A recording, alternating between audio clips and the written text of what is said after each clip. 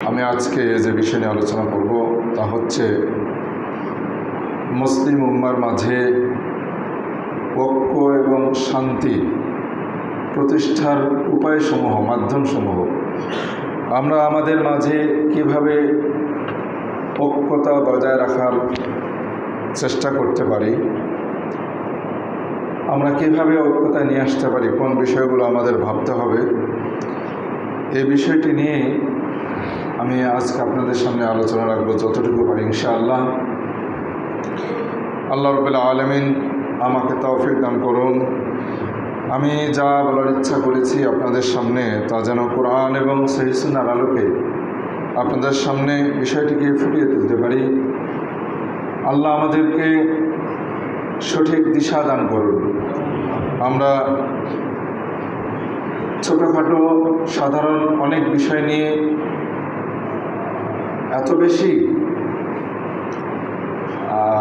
এত বেশি আবেগী হয়ে যায় যে কারণে আমাদের মধ্যে সবসময় বিভিন্ন রকমের মতানৈক্য, বিভিন্ন রকমের অনৈক্যতা সবসময় বিরাজ করে। কাজে আসুন, বিষয়টি অত্যন্ত গুরুত্বপূর্ণ। যতটুকু পারি আমি ইনশাআল্লাহ আজকে আপনাদের সামনে তুলে ধরার চেষ্টা করব। ঐক্যতা বজায়, এটি একটি ইসলামের অন্যতম ফরজ। আমরা সালাত কায়েম করতে এসেছি, জুমার সালাত আদায় করতে এসেছি, সিয়াম পালন করেছি কিছু আগে, প্রায় মাসখানেক আগে। আমরা এই কিছুদিন মধ্যেই, সামনে অল্প কিছুদিনের মধ্যেই আমাদের যারা মুসলিম ভাইয়েরা যারা হজ সম্পাদন করবেন তারা বাইতুলের উদ্দেশ্যে যাত্রা শুরু করবেন। অনেক পরিশ্রম করে বহু অর্থ ব্যয় এই ফরজটি আদা করতে যাচ্ছেন ইনশাআল্লাহ। আল্লাহ আমাদের সকলকে এই ফরজটি আদা করার তৌফিক দান করুন। ইসলামের প্রতিটি কাজ যেমনই ফরজ, তেমনি প্রত্যেকটি কাজ ইঙ্গিত করে ঐক্যতার প্রতি। কি প্রয়োজন আছে আজকের জুমার দিনে মসজিদে আমরা সকলে একত্রিত হব? আল্লাহ রাব্বুল আলামিনের উদ্দেশ্য কি? আমরা কিছুদিন আগে রমাদানুল মুবারক একসাথে পালন করলাম, ঈদ উল ফিতরের সালাত আদা করলাম, সামনে ঈদ উল আজহার সালাত আদা করব। হজ সম্পাদন করতে সারা পৃথিবী থেকে বহু অসংখ্য লক্ষ লক্ষ মুসলিম একখানে একত্রিত হব। যদিও ভিন্ন ভিন্ন দেশের, ভিন্ন ভিন্ন ভাষার, বহু রং বেরঙের বিভিন্ন পোশাকের আমরা অসংখ্য মুসলিম, পরিচয় আমরা মুসলিম। এই পরিচয়ে কাবার চারপাশে একত্রিত হব। আল্লাহ রাব্বুল আলামিনের অশেষ নিয়ামত, মহা অনুগ্রহ যে সারা পৃথিবীর মুসলিমরা একখানে একত্রিত হন। প্রত্যেকটি এমন কোনো এলাকা নেই, এমন কোনো জায়গা নেই যেখান থেকে কাবার চারপাশে মুসলিমরা একত্রিত হন না। আমাদের এই মসজিদের অনেকে আছেন যারা যাবেন। প্রত্যেকটি এলাকার ব্যক্তির কিছু না কিছু ভাই সেখানে একত্রিত হই। এখানে ইসলামের অনেক বড় একটি দিক, সেটা হলো ঐক্যতা। ঐক্যতা হচ্ছে ইসলামের অন্যতম একটি ফরজ। শাহাদা যেমন ফরজ, আল্লাহ রাব্বুল আলামিন তিনি এক, মুহাম্মদ সাল্লাল্লাহু আলাইহি ওয়াসাল্লাম তার রাসূল, প্রেরিত রাসূল। এবং সালাত, সিয়াম, হজ, জাকাত যেমন ফরজ, এই ফরজগুলোর মতোই একটি ফরজ হচ্ছে ঐক্যতা প্রতিষ্ঠা করা, ঐক্যতা বজায় রাখা। এই ঐক্যতা, সংহতি, সম্প্রীতি আর বিবাদ বিচ্ছিন্নতাকে পরিত্যাগ করা, এগুলো থেকে বিরত থাকা, এটি সামাজিক ফরজ এবং ব্যক্তিগত ফরজ। প্রত্যেকটা সামাজিকভাবে প্রতিষ্ঠা করতে হবে, ব্যক্তিগতভাবেও করার চেষ্টা করতে হবে। আল্লাহ রাব্বুল আলামিনের পক্ষ থেকে এই ফরজ ইবাদতটি, এটা যে ফরজ, কোরআনের বহু আয়াত দ্বারা সাব্যস্ত। বহু আয়াত, আমি কিছু আয়াত ঈদ উল ফিতরের সালাতের খুতবার সময় আমি আপনাদের শুনিয়েছিলাম। আল্লাহ রাব্বুল আলামিন তিনি সূরা আল ইমরান এর 103 নম্বর আয়াতে বলেছেন, ওয়াতাসিমু বিহাবলিল্লাহি জামিআ, তোমরা সকলেই একসাথে আল্লাহ রাব্বুল আলামিন রজ্জুকে আঁকড়ে ধরো, ইসলামকে আঁকড়ে ধরো, কোরআনকে আঁকড়ে ধরো একসাথে। ওয়ালা তাফাররাকু, এবং তোমরা দলে দলে বিভক্ত হয়েও না। আর আযকুরু নি'মাতাল্লাহি আলাইকুম, তোমাদের উপরে আল্লাহ রাব্বুল আলামিনের যে অনুগ্রহ, এই ইসলাম যে আল্লাহ রাব্বুল আলামিন তোমাদেরকে দিয়েছেন, যে ইসলামের ছায়াতলে তোমরা একত্রিত হচ্ছ, এই যে অনুগ্রহ, এই আল্লাহর এই অনুগ্রহ তোমাদের উপরে, এটাকে স্মরণ করো। এরকম তোমা আদা, তোমরা ছিলে পরস্পর শত্রু। ইসলাম আসার আগে মক্কার মুসলিমরা গোত্রদ্বন্দ্বে, ভয়ঙ্কর যুদ্ধে যুগের পর যুগ তারা লেগেছিল।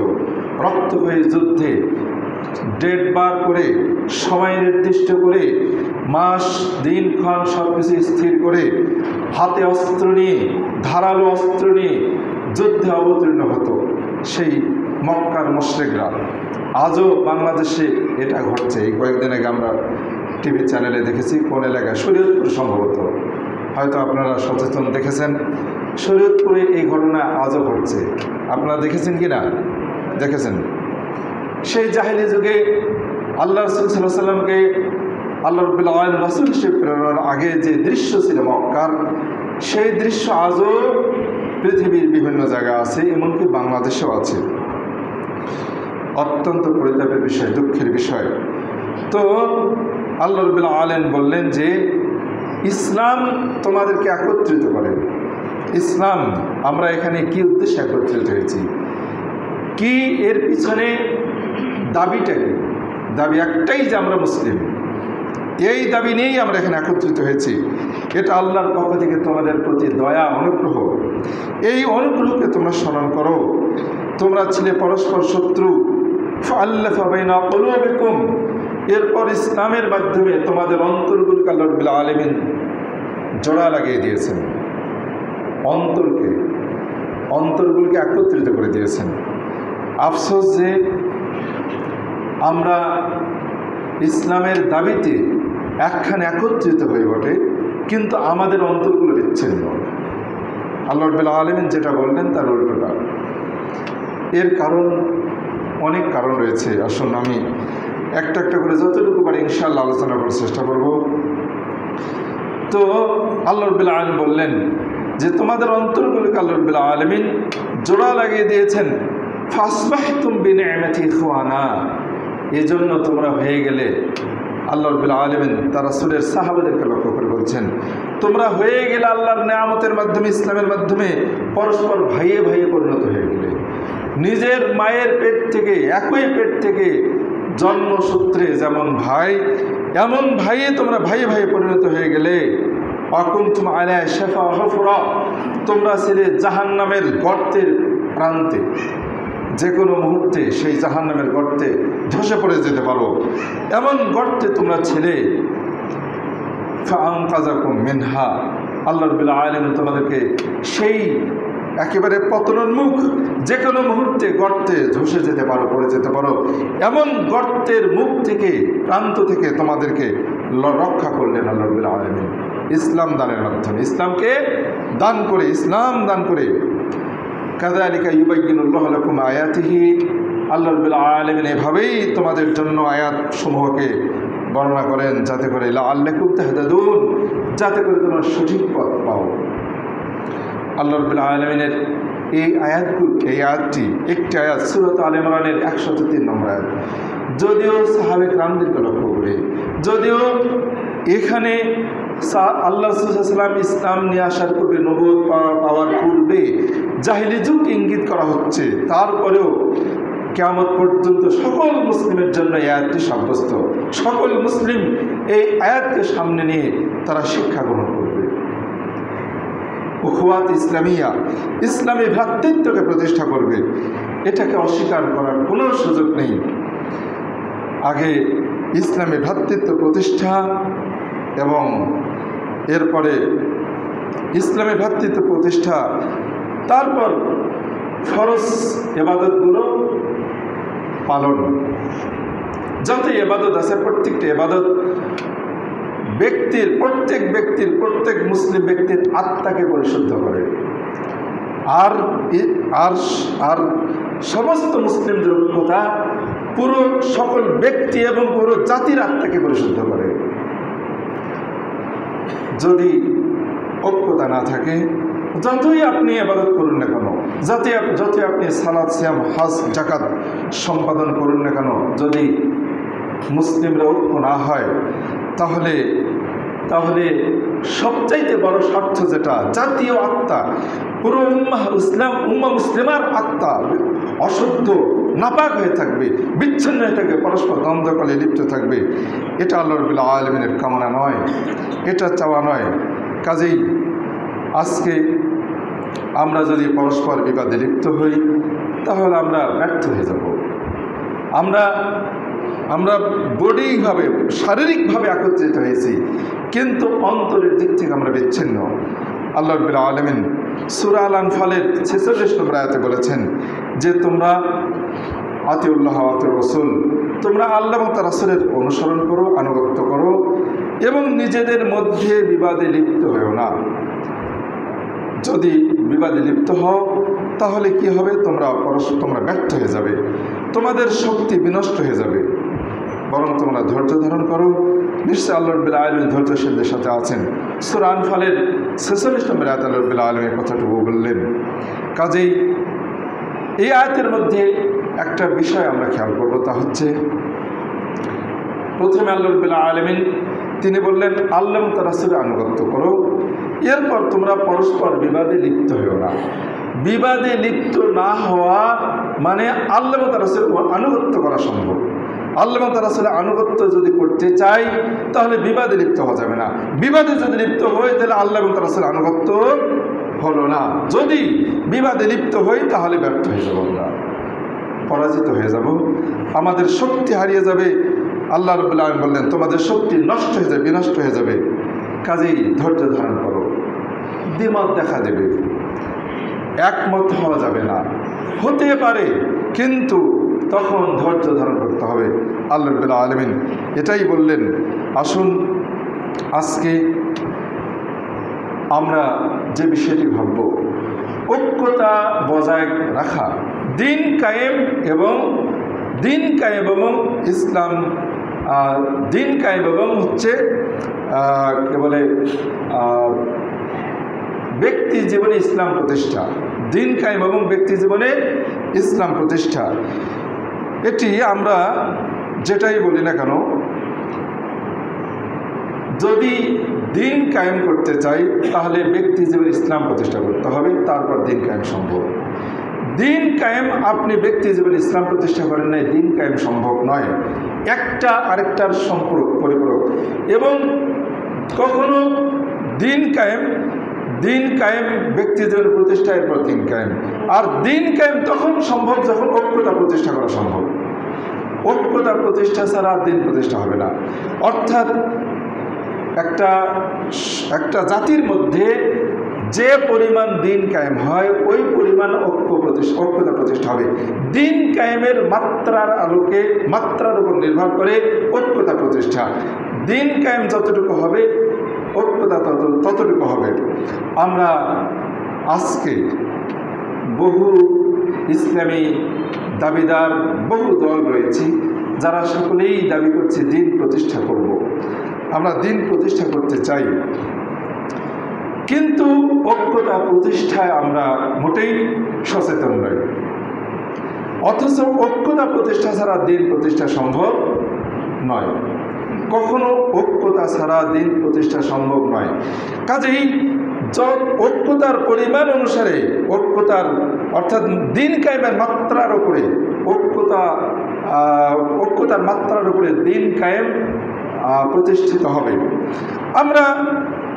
কাজেই আমরা যতই দিন কায়েম করতে চাই না কেন, যদি আমরা দিন প্রতিষ্ঠা করতে চাই তাহলে আগে আমাদের ঐক্য হতে হবে। ঐক্য না হলে কখনো আমরা দিন প্রতিষ্ঠা করতে পারবো না, এটাই স্বাভাবিক। আমাদের অনেকে রয়েছে দিন প্রতিষ্ঠা করতে চাচ্ছি, কিন্তু ঐক্যতা প্রতিষ্ঠা করছি না। তারা মনে করি যে যে যেটা কাজ নিয়ে ব্যস্ত আছি, কেউ হয়তো কোরআন সুন্নাহর জ্ঞান গবেষণা নিয়ে ব্যস্ত আছি, কেউ ফিকহের পড়াশোনা নিয়ে ব্যস্ত আছি, কেউ ইসলাম অর্থনীতি নিয়ে ব্যস্ত আছি, কেউ হয়তো ইসলামের বিভিন্ন দিক নিয়ে, এক একজন এক একটা দিক নিয়ে ব্যস্ত রয়েছি। যে যেটা দিক নিয়ে ব্যস্ত আছি, তিনি মনে করছে যে আমার এর মধ্যে আমার ইসলামের পূর্ণতা, আর অপর পক্ষকে আমরা অসম্পূর্ণ বলছি। আরেকটা পক্ষকে, যিনি দার্স তাদরিস নিয়ে ব্যস্ত, কোরআন সুন্নাহর পাঠ গ্রহণ নিয়ে ব্যস্ত, তিনি ভাবছেন যে ইসলামের সবচাইতে পুরো কাজটা আমি করছি, আর বাকি যারা করছে বাকি অন্যরা যা করছে তাদের এটা কাজ নয়। আবার যারা হয়তো দিন প্রতিষ্ঠার অন্য একটা কাজ নিয়ে ব্যস্ত আছেন, ইসলামী অর্থনীতি ব্যস্ত আছেন, তারা ভাবছেন যে আমি পুরোটা ইসলামের কাজ করছি, বাকি যারা অন্যরা যেটা করছে সেটা একেবারেই ঠিক নয়, এটা ইসলামের কোনো কাজই নয়। আসুন, আমরা অনেকেই ইসলামের বিভিন্ন কাজ নিয়ে পড়ে আছি বটে, কিন্তু একজন আরেকজনকে বিভ্রান্ত বলছি, একজন আরেকজনকে অসম্পূর্ণ বলছি, দিন বিচ্যুত বলছি, সত্য বিচ্যুত বলছি। এভাবে বলে আমরা দিন কায়েমের ব্যাপারে যার যার বিশ্বাসের আলোকে থেকে প্রত্যেক কুল্লু হিজবিন বিমা লাদাইহিম ফারিহুন, প্রত্যেক বিশ্বাসী প্রত্যেক অংশ যে অংশ নিয়ে পড়ে আছে সেই অংশকে পূর্ণতা মনে করে আরেক অংশ নিয়ে যার পড়ে আছে তাদেরকে বিভ্রান্ত বলে দিয়ে আমরা সমাজে সবচাইতে ভয়ঙ্কর অনৈক্যতা প্রতিষ্ঠা করছি। আল্লাহ রাব্বুল আলামিন আমাদেরকে এই বিষয়টি ভেবে চিন্তা গবেষণা করে আমাদেরকে অনৈক্যতা থেকে উঠে আসার তৌফিক দান করুন। সকলে বলে আমিন। আমি যে বিষয়টি নিয়ে মূলত কথা বলছি সেটা হচ্ছে, আমরা উম্মাহ মুসলিমা, এই উম্মাহ মুহাম্মাদের মধ্যে কিভাবে ঐক্যতা প্রতিষ্ঠা করব, ঐক্যতা প্রতিষ্ঠার দিকগুলো কি, উপায়গুলো কি।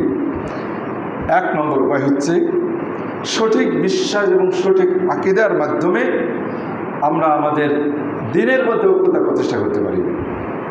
সঠিক বিশ্বাস, সঠিক আকীদা।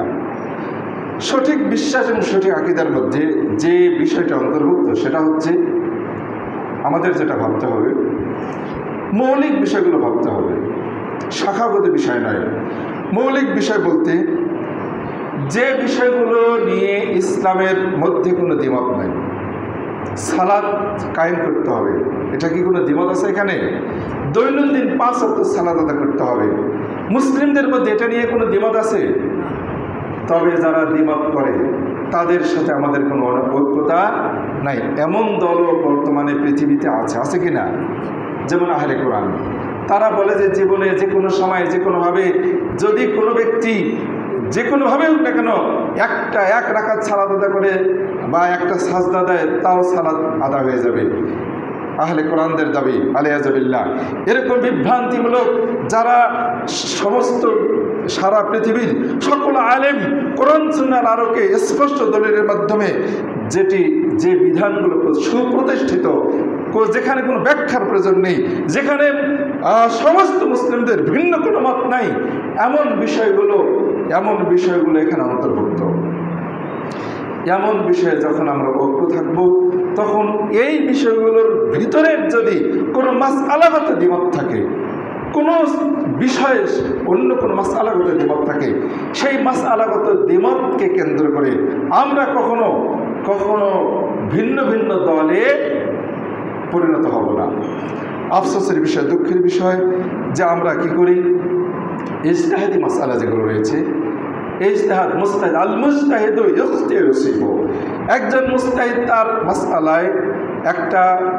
মাসআলায় একটি ফতোয়া সাব্যস্ত করতে গিয়ে, হাদিসের চলাচলা বিশ্লেষণ করতে গিয়ে একেবারেই আল্লাহ রাব্বুল আলামিনের সন্তুষ্টির আশায় যদি একজন মুজতাহিদ কোনো ব্যক্তি, কোনো সমাজকে কেন্দ্র করে নয়, নিজে কোনো স্বার্থকে কেন্দ্র করে নয়, কোনো রকম স্বজন প্রীতি করে নয়, একেবারে আল্লাহ রাব্বুল আলামিনের সন্তুষ্টির জন্য কোনো মুজতাহিদ ইজতিহাদ করে যদি একটি মাসআলা দেন, তাহলে সেই মাসআলায় যদি আরেকজন আলেমের মাসআলার দ্বিমত হয়, সেটাকে কেন্দ্র করে কখনো কখনো দলাদলি সৃষ্টি করা যাবে না। এটা ইজতিহাদি মাসালার ব্যাপারে দ্বিমত সৃষ্টি যারা করে, আজকে আমরা যেটা দেখি, সালাত কায়েম করতে এসেছি আমরা এখানে, এটাই ফরজ, 2 রাকাত সালাত আদা করব।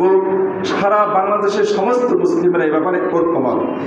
কিন্তু মাসআলাগতভাবে আমরা কিছু কিছু মাসআলা যেগুলো রয়েছে, যেখানে বহু ভাইদের সাথে আমাদের দ্বিমত রয়েছে, আমরা কি তাদেরকে কাফের বলবো? তাদেরকে অমুসলিম বলবো? তাদেরকে জাহান্নামী বলবো? কখনো নয়। বরং ইজতিহাদি মাসআলার ব্যাপারে আমরা তাদের সাথে কখনো অনৈক্যতা সৃষ্টি করব না। আমরা দেখছি যে এই ইজতিহাদি মাসআলাগুলো নিয়ে আমাদের মধ্যে বেশি সুলসারা বিশ্লেষণ করতে হবে, সাধারণদেরকে জানাতে হবে। কিন্তু আলেমগণ এই মাসআলাগুলো যখন আলোচনা করবেন সাধারণদের মাঝে, এই মাসআলাগুলোকে নিয়ে আমাদের মধ্যে যেন দ্বিমত থাকলেও ভিন্ন ভিন্ন দলে যেন পরিণত না হয়, এটা খেয়াল করতে হবে। কিন্তু উল্টোটা হয়ে গেছে, মাসআলাগত সাধারণ মাসআলাগুলোকে কেন্দ্র করে আমরা বিভিন্ন দলে দলে বিভক্ত হয়ে গিয়েছি। মৌলিক বিষয়ে কিন্তু আমরা ঐক্য, অথচ মৌলিক বিষয়গুলো ঐক্য থাকার পরেও তার প্রভাব কিন্তু আমাদের মধ্যে নাই। আমাদের মধ্যে সাধারণ মাসআলা নিয়ে দ্বিমত থাকার কারণে সেটাকে কেন্দ্র করে আমরা বহু দলে বিভক্ত হয়ে গিয়েছি। এটা অনেক বড় একটি ভয়ঙ্কর বিষয়। আসুন আমরা এই বিষয়টিকে খেয়াল করব। আল্লাহ আমাদেরকে এই বিষয়টিকে ভালোভাবে চিন্তা গবেষণা করে আমাদের যেমনটি ভাবতে হবে যে মাসআলাগত দ্বিমত থাকাকে কেন্দ্র করে আমরা কখনো আরেকজনকে ভিন্ন দলের ভাববো না, অমুসলিম মনে করবো না, কাফের মনে করবো না, তাকে ইসলামের গণ্ডি থেকে বের করে দেব না। এই হচ্ছে আমাদের মৌলিক বিষয়। কাজেই এই মৌলিক বিষয়ে আমরা ঐক্য, আর ইজতিহাদি বিষয়ে অনৈক্য থাকলেও আমরা তাদেরকে অমুসলিম বলবো না, কখনো তাদের সাথে আমাদের অনৈক্যতা নেই। এরপরে মুসলিম উম্মার মধ্যে ঐক্যতা প্রতিষ্ঠার ক্ষেত্রে দ্বিতীয় যে দিকটি ভাববো আমরা, সেটা হচ্ছে আল্লাহ এবং তার রাসূলের আনুগত্য, অনুসরণ। আল্লাহ এবং তার রাসূলের আনুগত্য এটি আমাদের জন্য আবশ্যক। কোরআনের বহু জায়গায় আল্লাহ রাব্বুল আলামিন তিনি আদেশ করেছেন যে আল্লাহর এবং তার রাসূলের অনুসরণ করো, আনুগত্য করো, কখনো দ্বিমত করো না। যখনই আল্লাহ এবং তার রাসূলের আনুগত্য থেকে আমরা বের হয়ে আসবো, তখনই সেখানে প্রবৃত্তির বা শয়তানের আনুগত্য আবশ্যক হয়ে যায়। আর যখনই আল্লাহ এবং তার রাসূলের আনুগত্য থেকে বের হয়ে আসবো, শয়তানের এবং প্রবৃত্তির অনুসরণ আবশ্যক হয়ে যায়, তখনই দ্বিমত চলে আসে, তখনই মতানৈক্য চলে আসে, তখনই দলাদলি চলে আসে। কাজেই আমরা আজকে যারা আমরা বহুদলে বিভক্ত হয়েছি, কেন বহুদলে বিভক্ত হয়েছি, কারণটা কি? এর কারণ একটাই, সেটা হচ্ছে আল্লাহ এবং তার রাসূলের অনুসরণ থেকে বিচ্যুত হয়ে গেছি। একটু চিন্তা করবেন, মনে করে নিন কোনো ঘরে স্বামী চাচ্ছে পর্দা করুক আর স্ত্রী চাচ্ছে পর্দা না করুক। এখানে দ্বিমত কি সৃষ্টি হলো কিনা? এটি সাধারণ পাপের ক্ষেত্রে বা কাবিরা গুনার ক্ষেত্রে, যে ব্যক্তি জীবনে বা পারিবারিক জীবনে যদি কেউ কোরআন সুন্নাহর উপর আমল করতে চায়, আরেকজন আমল করতে চাচ্ছে না, এই দুইজনের মধ্যে অনৈক্যতা সৃষ্টি হয়ে গেল। একজন চাচ্ছে, পরিবারের এক সদস্য চাচ্ছে যে সুদের উপরে লোন নেই, আরেকজন চাচ্ছে না, নেওয়া যাবে না। দুজনের মধ্যে ইখতিলাফ শুরু হলো কিনা, দ্বন্দ্ব শুরু হলো কিনা? অবশ্যই হলো। এই যে পাপের ক্ষেত্রে একজন চাচ্ছে কোরআন সুন্নাহর উপরে আমল করতে, আরেকজন চাচ্ছে না, চলবে না, এটা এখন করবো না। অনুরূপভাবে ইবাদতের ক্ষেত্রে দেখুন, যদি ইবাদতের ক্ষেত্রে কেউ চাচ্ছে যে হুবহু সুন্নাহ আল্লাহ রাসূল যেটা করেছে ওইটাই করবো, আর কেউ চাচ্ছেন যে না, এটা না করলেও চলে, এখানে আমরা শিথিলতা অবলম্বন করব। একটা পক্ষ এমন রয়েছে যে আল্লাহ রাসূলের অনেক সুন্নাহকে বাদ দিয়ে হলেও ঐক্য বজায় রাখার চেষ্টা করছেন। তো আল্লাহ রাসূলের সুন্নাহকে বাদ দিয়ে ঐক্য প্রতিষ্ঠা যারা করতে চাই, এটা এভাবে ঐক্যতা প্রতিষ্ঠা করতে গেলে ইসলামের বহু অংশ বাতিল হয়ে যাবে, নষ্ট হয়ে যাবে। তখন একটা একটা করে সুদকে হালাল করবেন, পর্দাকে শিথিল করবেন, পুরুষদের সাথে চাকরিকে শিথিল করে দেবেন, এবং সমাজে বহু হারাম ব্যবসাকে বৈধ মনে করবেন, অনেক অনেক অন্যায় কাজগুলোকে আস্তে আস্তে পুরো ইসলামকে পাল্টিয়ে দেবেন। যখন শিথিল করবেন, শিথিল যখন বলবেন যে এটা না করলেও চলে, এটা না করলেও চলে, ঐক্যতা হলো মূল ইত্যাদি, এ ধরনের যদি চিন্তা গবেষণা করি তাহলে ভাবি যদি কেউ, তাহলে দেখা যাবে যে ইসলাম পুরোটাই নষ্ট হয়ে যাবে। কাজেই ঐক্য একমাত্র সম্ভব আল্লাহ এবং তার রাসূলের আনুগত্যের মাধ্যমে। যখন এই আল্লাহ এবং তার রাসূলের আনুগত্য থাকবে না, তখনই সেখানে অনেকতা চলে আসবে। ইসলামের একটি অংশকে যখনই আমরা ভুলে যাব, তখনই আমাদের মধ্যে শত্রুতা সৃষ্টি হবে। সূরা আল মাইদার 14 নম্বর আয়াতে আল্লাহ রাব্বুল আলামিন কথাটি বলেছেন। সূরা আল মাইদার 14 নম্বর আয়াত মনে রাখবেন।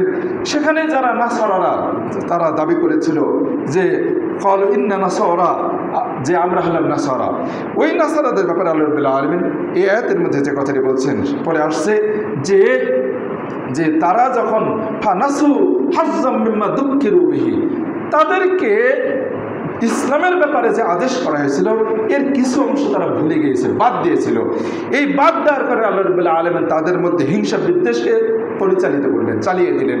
তাদের মধ্যে হিংসা বিদ্বেষ সৃষ্টি হলো, কিয়ামত পর্যন্ত তাদের মধ্যে হিংসা বিদ্বেষ থেকে যাবে। এটা হলো নাসারাদের ক্ষেত্রে আল্লাহ রাব্বুল এই আয়াতটি বললেন। এটি আজকে মুসলিমদের মধ্যে একেবারেই 100% বাস্তবায়ন হয়ে গেছে। সেটা কিভাবে? যে অনেক ব্যক্তি রয়েছে, অনেক দল রয়েছে, অনেক সংগঠন রয়েছে, যারা দিনের কিছু অংশকে গ্রহণ করে কিছু অংশকে বাদ দিয়েছি। বাদ দেওয়ার কারণে যারা কিছু অংশকে বাদ দিয়েছি ইচ্ছাকৃতভাবে যদি বাদ দিয়ে থাকি, তাহলে ইচ্ছাকৃত বাদ দিয়ে থাকি এবং সেটাকে বিভ্রান্ত যদি বলে থাকি, তাহলে এই ইচ্ছাকৃত বাদ দেওয়া এবং এবং গোলামি করে ইচ্ছাকৃত বাদ দেওয়ার মাধ্যমে আরেকজন যারা ওই কাজটি করছে তাদের সাথে আমাদের দ্বিমত সৃষ্টি হচ্ছে। দ্বিমত সৃষ্টি হওয়ার কারণে আমাদের মধ্যে শত্রুতা সৃষ্টি হচ্ছে। কাজেই বহু দল, ব্যক্তি, প্রতিষ্ঠান যারা ইসলামের নির্দিষ্ট কিছু পালন করছে আর বাকিগুলো করছে না করার কারণে দেখা যাচ্ছে যে আমাদের মধ্যে হিংসা বিদ্বেষ সৃষ্টি হচ্ছে, আমরা ঐক্য হতে পারছি না। এটা দোষের বিষয় নয়। কেউ ইসলামের একটা কাজ করলেন, আরেকজন আর একটা কাজ করলেন, কিন্তু এক একজন একটা কাজ করলেন, এক একজন এক একটা কাজ করলাম, এটা দোষের কিছু নয়। কিন্তু দোষ হচ্ছে যখন আরেকজনকে বিভ্রান্ত বলবো, তখন হলো দোষের বিষয়। সেটাই হলো সবচাইতে ভয়ঙ্কর বিষয়। কাজে আসুন আমরা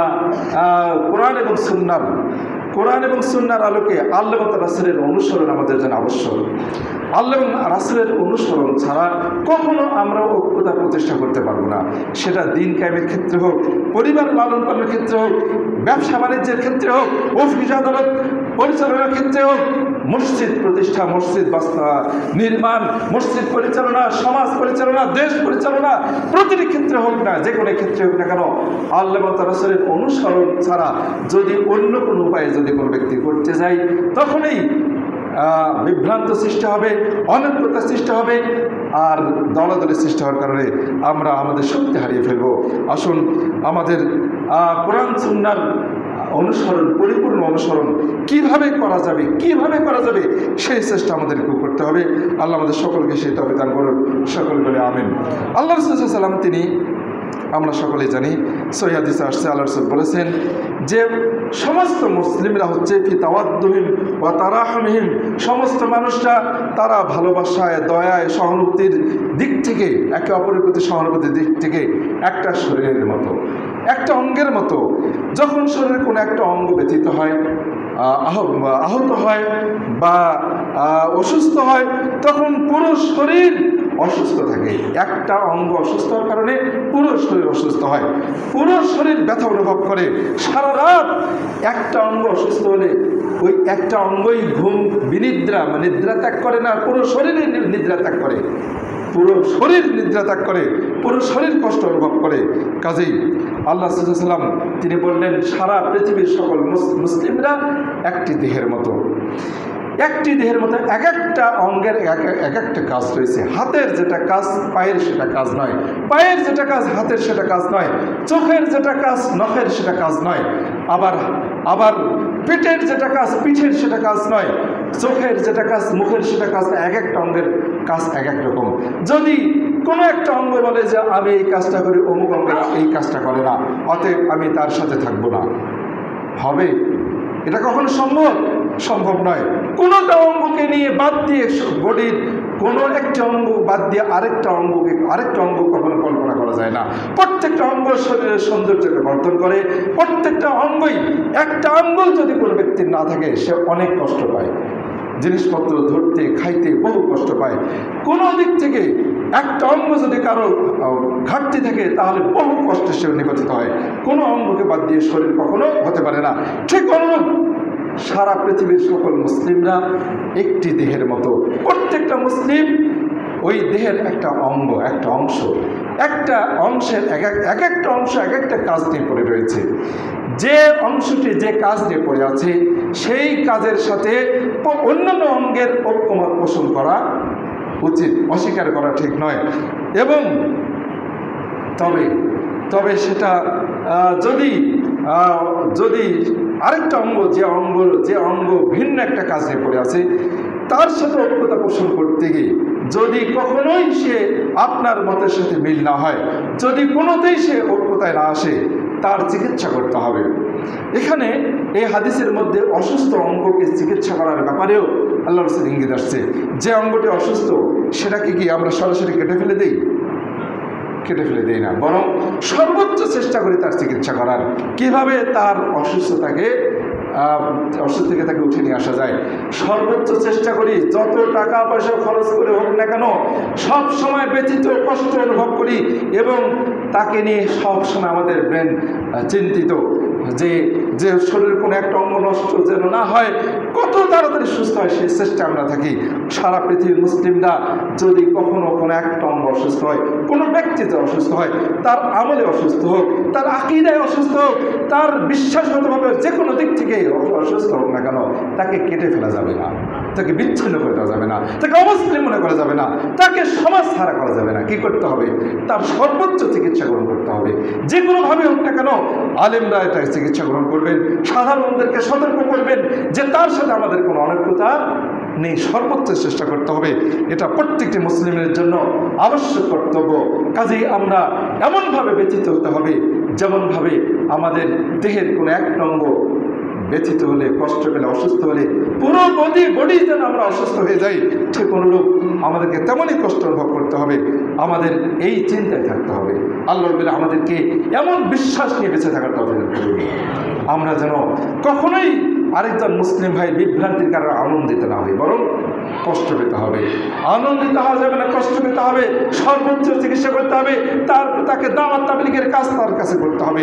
যত বিনীতভাবে হোক না কেন, যত পয়সা খরচ করে হোক না কেন, যেভাবে হোক না কেন, তার চিকিৎসা করার চেষ্টা করতে হবে। তাকে হাতছাড়া করা যাবে না, তাকে বিচ্ছিন্ন করে দেওয়া যাবে না। আল্লাহ রাব্বুল আমাদেরকে সেই তৌফিক দান করুন, সকল বলে আমিন। আসুন, এর পেছনে মোট প্রায় আমি যে লেখা থেকে আপনাদের সামনে আমি উপস্থাপন করছি, এখানে মোট প্রায় 8টি কারণ আসছে। তার মধ্যে মাত্র 2টি কারণ বললাম, আরও অনেকগুলো কারণ আসছে। তো আসুন আমরা এই বিষয়গুলো চিন্তা করব, কিভাবে আমরা আমাদের মধ্যে ঐক্যতা নিয়ে আসবো। ঐক্যতা ছাড়া কখনো ইসলাম কায়েম সম্ভব নয়। যারা দিন কায়েম করতে চাচ্ছি, দিন কায়েম করতে গেলে অবশ্যই ঐক্য হতে হবে। আমরা শারীরিকভাবে ঐক্য হলাম, অন্তর বিচ্ছিন্ন, এভাবে কখনো ইসলাম কায়েম হবে না। আমরা আমাদের এই মাত্র কয়েকজন মুসলিম মসজিদ একত্রিত হয়েছি। আমি এই বিষয়টিকে অত্যন্ত গুরুত্ব দিতে চাচ্ছি। আপনাদের কাছে বিনীত অনুরোধ করব, আমার এই আলোচনাটা পরিপূর্ণভাবে শোনার জন্য আপনাদেরকে আহ্বান করব। আমরা একেবারেই খাঁটি, একেবারে মুক্ত অন্তর নিয়ে আলোচনা শোনার চেষ্টা করব। ইসলাম, আমি সেই ঈদের সালাতের প্রথম যে ভূমিকায় যে কথাগুলো বললাম, আমরা সব দিক থেকে আমরা এক, আমরা আমাদের ধর্ম এক, আমরা আমাদের নবী একজন, আমাদের সংবিধান একটি, আমাদের কাবা একটি, আমরা মসজিদের সকলে একসাথে আসছি। কিন্তু কেন বহুদলে বিভক্ত? এটা হব কেন? কী কারণে হব? এর কোনো সুযোগ ইসলামে নাই। কাজেই আমাদেরকে, আমি যে 2টি বিষয় নিয়ে কথা বললাম, এক হচ্ছে মৌলিক বিষয়গুলোর ব্যাপারে আমরা যখন ঐক্য থাকবো, তখন শাখাগত সাধারণ মাসআলা নিয়ে যদি কোনো ব্যক্তি দ্বিমতে থাকেন, তারপরেও তার সাথে ঐক্যতা প্রতিষ্ঠার সুযোগ আমাদেরকে অবলম্বন করতে হবে, চেষ্টা করতে হবে। ঐক্যতার ব্যাখ্যা খুঁজতে হবে, অনৈক্যতার ব্যাখ্যা খোঁজা যাবে না। মনে রাখতে হবে, ঐক্যতার ব্যাখ্যা খোঁজার চেষ্টা করতে হবে, অনৈক্যতার মাসালা খোঁজার চেষ্টা করা যাবে না। পাশাপাশি দ্বিতীয় যে পয়েন্ট আমরা শুনলাম, অবশ্যই কোরআন সুন্নাহর অনুসরণ করতে হবে। দিন প্রতিষ্ঠা করব, তাও কোরআন সুন্নাহর আলোকে করব, আল্লাহ এবং তার রাসূলের পদ্ধতির অনুসরণ করব।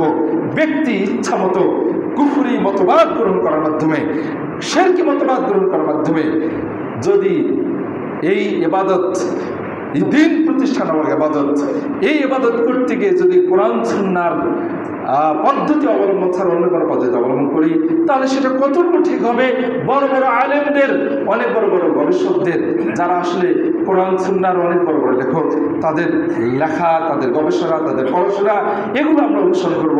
আমরা যাদেরকে বিশ্বাস করি তাদের কথা, সমাজে যাদেরকে অনেক আলেম মনে করি, যারা এরকম খুতবা দিচ্ছেন, ভাষণ দিচ্ছেন, মানুষদেরকে কথা বলছেন, সাবধান মনে রাখতে হবে, আজকের আলেমগণ, অধিকাংশ আলেম, তারা মৌলিক ইসলামের ঐক্যতার, মুসলিমদের মধ্যে ঐক্যতা বজায় রাখবে এমন মাসআলাগুলো নিয়ে আমরা যতটুকু আলোচনা করি, তার চেয়ে বেশি আলোচনা করি যে ছোটোখাটো ইসলামের সাধারণ মাসআলাগুলো নিয়ে, শাখাগত ইজতিহাদি মাসআলাগুলো নিয়ে সাধারণদের মধ্যে আলোচনা করে তাদেরকে বিভ্রান্ত করে দিই, তাদের মধ্যে অনৈক্যতার সৃষ্টি করি। তাদেরকে এই বিষয়গুলো জানাতে হবে, এমন দৃষ্টিতে জানাতে হবে, এমনভাবে জানাতে হবে যে সাধারণরা যেন ভিন্ন মাসআলা আপনি রফুল আযান করছেন, আরেকজন করছেন না, এ কারণে সে আপনার ভাই নয়, এই চিন্তা যেন আমাদের মাথায় না আসে। আলেমদেরকে এই চিন্তা নিয়ে, এই দৃষ্টিভঙ্গি নিয়ে আলোচনা করতে হবে, সাধারণদের মধ্যে এই বিষয়টি মাথায় ঢোকাতে হবে। আল্লাহ আমাদেরকে ঐক্য হওয়ার তৌফিক দান করুন। আমিন। রহমাকুমুল্লাহ। আল্লাহ আমাদের দোয়া করুন। নাহমাদুহু ওয়া সাল্লাল্লাহু আলাইহি ওয়া কারীম। আম্মা বা'দ। আউযু বিল্লাহি মিনাশ শাইতানির রাজিম। বিসমিল্লাহির রহমানির রহিম। إن الله وملائكته يصلون على النبي يا أيها الذين آمنوا صلوا عليه وسلموا تسليما اللهم صل على محمد وعلى آل محمد كما صليت على إبراهيم وعلى آل إبراهيم إنك حميد مجيد اللهم بارك على محمد وعلى آل محمد كما باركت على إبراهيم وعلى آل إبراهيم إنك حميد مجيد اللهم اغفر لنا وللمؤمنين والمؤمنات। আমি গত জুমার সালাতের দ্বিতীয় রাকাতে কুনুতে নাজিলা পড়েছিলাম। এই মাসআলাটি নিয়ে আমি নতুন করে একটু পড়াশোনা করেছি। আমি সবসময় বলে থাকি যে আসলে পড়াশোনার গবেষণার শেষ নাই, জানার শেষ নাই। আমার মাথায় হঠাৎ করে আসলো যে জুমার দিনের সালাতের মধ্যে কুনুতে নাজিলা পড়াটা কতটুকু যৌক্তিক বা অযৌক্তিক, ঠিক না বেঠিক, এই বিষয়টি নিয়ে আমি একটু পড়াশোনা করলাম। তো বহু আলেমদের মন্তব্য করেছি, বিশেষ করে শেখ ইবনে উসাইমিন রাহিমাহুল্লাহ অনেক বড় একজন আলেম, তিনি এবং আরও অনেক আলেমের মন্তব্য যেটা জেনেছি, প্রতি জুমার দিনে খুতবার শেষে আমরা দোয়া করি কিনা, এবং দোয়ার বাক্যগুলো হচ্ছে মুসলিমদের মধ্যে ঐক্যতা প্রতিষ্ঠা করা।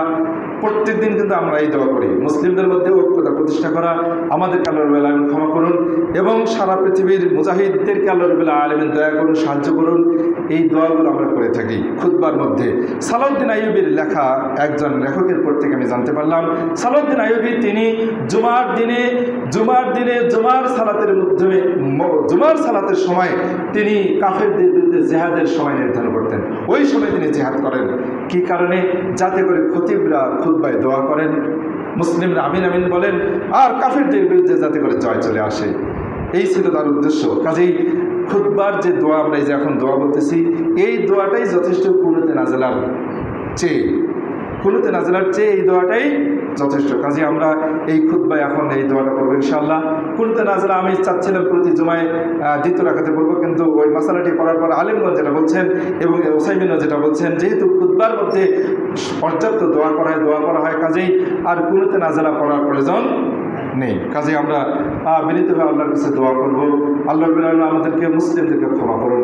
আল্লাহুম্মা ইগফির লানা ওয়া লিল মুমিনিনা ওয়াল মুমিনাত ওয়াল মুসলিমিনা ওয়াল মুসলিমাত ওয়া আল্লিফ বাইনা কুলুবিহিম واصلح ذات بينهم وانصرهم على عدوك وعدوهم اللهم على الكفرة الذين يصدون عن سبيلك ويقاتلون أولياءك اللهم خالف بين كلمتهم وزلزل أقدامهم وانزل بهم بأسك الذي لا ترد عن القوم المجرمين يا رب العالمين مسلم ذلك دعاء قرون يا منزل الكتاب سريع الحساب اهزم الأحزاب اللهم اهزمهم وزلزلهم হে আল্লাহ, হে তাওরাত অবতীর্ণকারী, হে কোরআন অবতীর্ণকারী, হে কাফেরদেরকে ধ্বংসকারী, কাফেরদেরকে পরাজিতকারী, হে দ্রুত হিসাব গ্রহণকারী, হে আল্লাহ মুসলিমদেরকে দয়া করুন, কাফেরদেরকে পর্যদস্ত করুন, কাফেরদেরকে ধ্বংস করুন, তাদেরকে তাদের শক্তিকে খর্ব করুন ইয়া রাব্বুল আলামিন, তাদেরকে অর্থনৈতিকভাবে বিপর্যস্ত করে দিন, তাদেরকে ইউসুফ আলাইহিস সালামের সেই তখনকার যে দুর্ভিক্ষ, সেই দুর্ভিক্ষ হে আল্লাহ তাদের উপরে চাপিয়ে দিন ইয়া রাব্বুল আলামিন। মুসলিমদের ঐক্য হওয়ার তৌফিক দান করুন ইয়া রাব্বুল আলামিন। আমাদেরকে আন্তরিক যে দূরত্ব, ইখতিলাফ, দ্বিমত, মতানৈক্য এসব থেকে উঠে আসার আল্লাহ আমাদের তৌফিক দান করুন আমিন ইয়া রাব্বুল আলামিন। আমাদের মধ্যে যারা অসুস্থ তাদেরকে দয়া করুন, ক্ষমা করুন, সুস্থতা দান করুন। আমাদের কাছে এক ভাই দোয়া চেয়েছেন, তার এক ভাই তার ভগ্নিপতি অসুস্থ, রংপুর ডক্টরস ক্লিনিক আছে, আমরা তার ওই ভাইয়ের জন্য দোয়া করবো, অনেক অসুস্থ, আমরা তার জন্য দোয়া করি আল্লাহ রাব্বুল আলামিন তাকে দ্রুত সুস্থতা দান করুন। আমরা সকল অসুস্থ ভাইদের জন্য দোয়া করব, যারা আজকে কাফের মসজিদের মধ্যে নির্যাতিত নিষ্পেষিত যে মুসলিম ভাই বোনেরা যারা চরমভাবে আহত, অনেক কষ্টে, ভয়ঙ্কর কষ্টে নিবেদিত, আল্লাহ তাদেরকে দয়া করুন, তাদেরকে ধৈর্য ধারণের তৌফিক দান করুন ইয়া রাব্বুল আলামিন। তাদেরকে ক্ষমা করুন ইয়া রাব্বুল আলামিন। তাদের উপরে যে ইহুদি খ্রিস্টানরা, হিন্দুরা যে নির্যাতন চালাচ্ছে আল্লাহ তাদেরকে ধ্বংস করুন ইয়া রাব্বুল আলামিন। ইয়া রাব্বুল আমাদের সকলকে দয়া করুন, দয়া করে আল্লাহ আমাদেরকে তোমার আসলে সুন্নাহকে আঁকড়ে ধরার তৌফিক দান করুন আমিন আমিন। রহমাকুমুল্লাহ। ইন্নাল্লাহা ইয়া'মুরুকুম বিল আদলি ওয়াল ইহসানি ওয়া ইতা'ই যিল কুরবা ওয়া ইয়ানহা আনিল ফাহশা'i ওয়াল মুনকারি ওয়াল বাগyi ইয়া'iযুকুম লা'allaকুম তাযাক্কারুন ওয়া লাযিকরুল্লাহি তাআলা ওয়া আওলা ওয়া আযাল্লাহু